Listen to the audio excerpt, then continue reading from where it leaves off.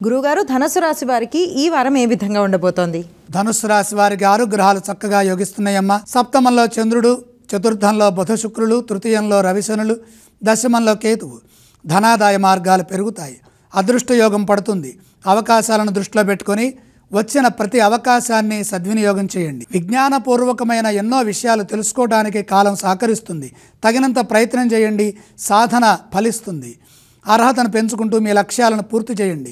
అనుభవంతో చేసే పనుల్లో లాభం అధికంగా ఉంటుంది. కాలమాన పరిస్థితులకు తగ్గట్టుగా మీరు నైపుణ్యాన్ని ప్రదర్శించాలి. వ్యాపారంలో మేలు చేకూరుతుంది. ఫలితాలు బాగుంటాయి. సృజనాత్మకత మిమ్మల్ని ముందుకు నడిపిస్తుంది. ప్రతి అంశాన్ని కొత్తగా ఆలోచించండి. ప్రస్తుత కాలమాన స్థితిగతులకు తగ్గట్టుగా సమాజ ఉపయోగకరమైన కొన్ని మంచి పనులు చేపడతారు. అవి మీకు ఎంతగానో పేరు ప్రతిష్టలు తీసుకొస్తాయి. పరోపకార బుద్ధితో చేసే పనులు ప్రతిభను పెంచుతాయి.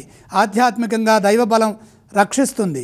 ఉద్యోగంలో కలిసి వస్తుంది. ఉద్యోగ ఫలితాలు సంతృప్తినిస్తాయి. దగ్గర వారితో కలిసి ఆనందించే అంశాలున్నాయి.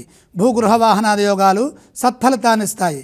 ప్రశాంతమైన జీవనాన్ని కొనసాగిస్తారు. ఈ రాశి వారు ఏ స్తోత్రాన్ని పఠించాలంటారు?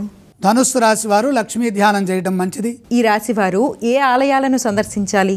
లక్ష్మీ సందర్శనం మేలు చేస్తుంది. ధనుస్సు రాశి వారు ఏవేవి దానం చేస్తే మంచిదంటారు?